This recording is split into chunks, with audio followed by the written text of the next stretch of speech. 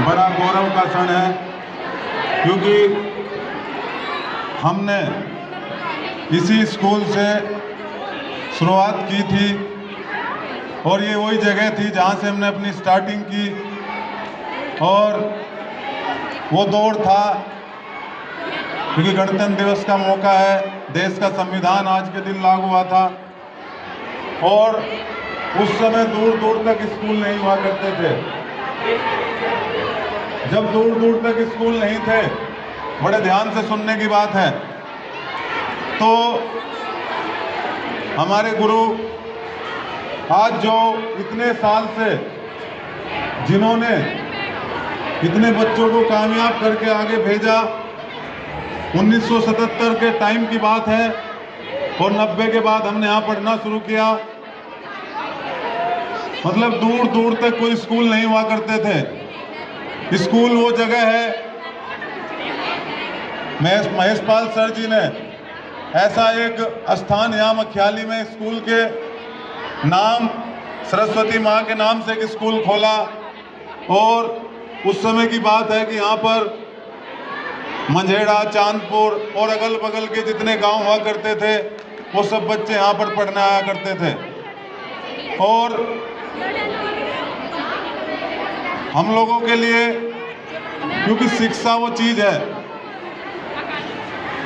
मैं तो गुरुजी की तुलना ज्योतिबा राव फुले के बारे में आप पढ़ना, और जो लड़कियां हैं, जो महिला है, उनको तो खास तौर से पढ़ना चाहिए।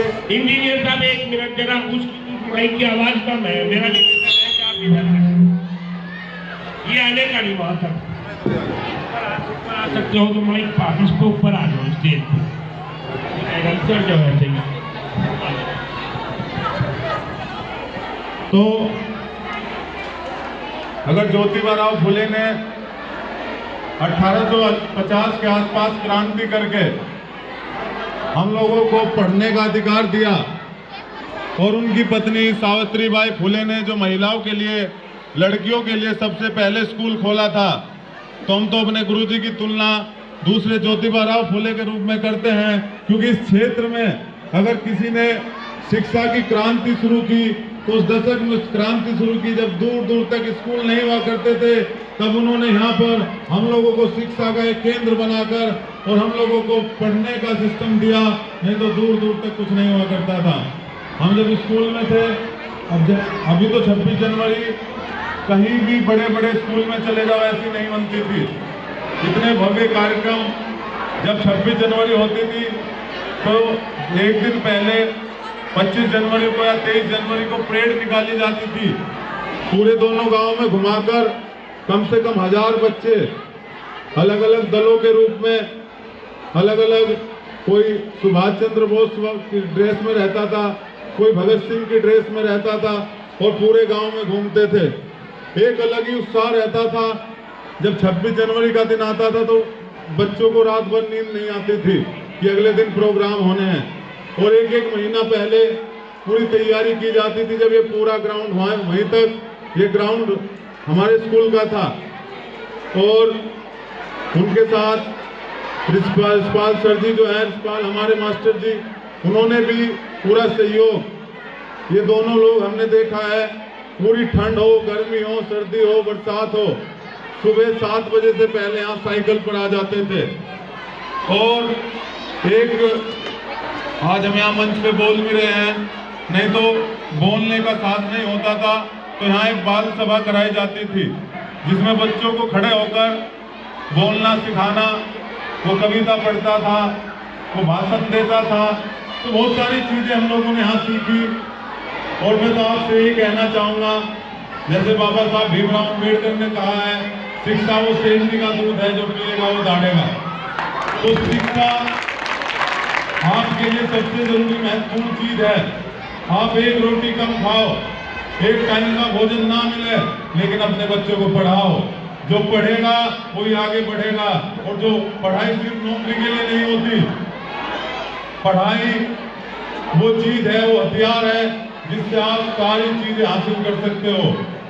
तो हम लोग तो जो बच्चे हैं, जो उनके माता पिता है, इनसे यही अपील करेंगे माता पिताओं से कि आप अपने बच्चों को अच्छी संगत में रखें, उनको अच्छा स्कूल दें।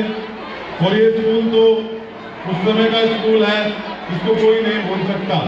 ये इतिहास के पन्नों में अमिट रहेगा और इतिहास के पन्नों में लिखा जाएगा, ये हम आपको पक्का बता देते हैं। इन्होंने इतनी मेहनत करके, हमने देखा है कैसे दिन रात यहाँ पर मेहनत होके सब चीजें तैयार की गई। यहाँ बिल्डिंग नहीं थी, स्कूल घर चलता था, 2-2 कमरों में स्कूल चला है, लेकिन मेहनत का फल है। तो आप लोगों को, जो आपके बच्चे हैं, उनको पढ़ाओ और अच्छी शिक्षा दो, क्योंकि अगर 26 जनवरी 1950 हम 26 जनवरी क्यों मना रहे हैं? क्योंकि आज ही के दिन हमारे देश का संविधान बनने के बाद लागू हुआ। आज ही के दिन हमारे लोगों को नया कानून मिला, हमारा देश कानून से चलने लगा। नहीं तो यहाँ पर महिलाओं को पढ़ने की आजादी नहीं थी, महिला स्कूल नहीं जा सकती थी। तो अगर आज देश का लोकतंत्र पूरे संसार में नंबर 1 का लोकतंत्र है, तो उसकी देन एजुकेशन है, शिक्षा है। तो आप लोगों से तो मैं यही निवेदन करूंगा कि पढ़ाई पे खास तौर से ध्यान दें, अपने महापुरुषों के बारे में पढ़ें, क्योंकि जब तक आप पढ़ोगे नहीं, ज्योतिबा फूले पढ़ो, सावित्रीबाई फूले पढ़ो, बाबा साहब अम्बेडकर के बारे में पढ़ो, चौधरी चरण सिंह के बारे में पढ़ो, कांसी राम के बारे में पढ़ो, महात्मा गांधी जी के बारे में पढ़ो कि उन्होंने कैसे त्याग करके, कैसे संघर्ष करके वो आगे बढ़े।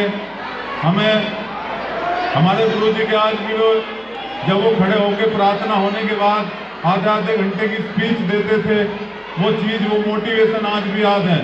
उनसे बड़ा मोटिवेटर कोई नहीं हो सकता। वो आधे घंटे तक इतनी स्पीच उनकी आज भी, उनकी हमारे जो गुरु जी है, उनकी आवाज में आज भी वो ताकत है, वो जोश है। तो आप लोग और जो स्कूल के अध्यापक भी हैं, मैं उनसे भी निवेदन करूंगा कि इस स्कूल को बड़े तरीके से चलाया जाए और बच्चों को अच्छा पढ़ाया जाए। हम लोग तो जो भी होगा, हम लोग तो लड़ाई लड़ ही रहे हैं और हमारी लड़ाई जारी रहेगी, क्योंकि लोग अपने लिए तो करते हैं, अगर आप समाज के लिए कुछ करके जाए तो उसका नाम अमर हो जाता है। तो गुरु और शिक्षा देने वाला सबसे बड़ा होता है। तो हम तो आज बड़ा गौरव का क्षण है कि हमें बुलाया गया और हम हमेशा आते रहेंगे, अगर कहीं भी पहुँचे, लेकिन ये धरती हमें याद रहेगी। हम बहुत शुक्रगुजार हैं कि हमें यहाँ से स्टार्टिंग मिली और बहुत कुछ सीखने को मिला, इसलिए हमेशा आदमी को सीखना चाहिए, पढ़ना चाहिए। बहुत बहुत धन्यवाद, बहुत बहुत धन्यवाद।